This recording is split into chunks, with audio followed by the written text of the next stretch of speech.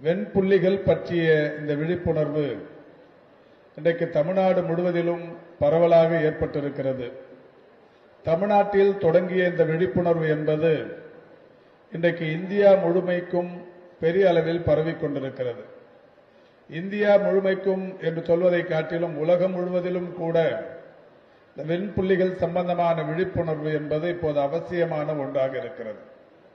உலகம் முழுவதும் வெண்புள்ளிகளினால் பாதிக்கப்பட்டவர்களுடைய எண்ணிக்கை உலக மக்கள் தொகையில் 1% என்கின்ற வகையில் 700 கோடிக்கும் மேலான பேர் இன்றைக்கு இருந்து கொண்டிருக்கிற சூழலில் 1% பேருக்கு வெண்புள்ளிகளுக்கான அந்த பாதிப்பு, வெண்புள்ளி நோயினால் பாதிக்கப்பட்டவர்கள் எண்ணிக்கை 1% அளவுக்கு உலகம் முழுவதும் இருந்து கொண்டிருக்கிறார்கள்.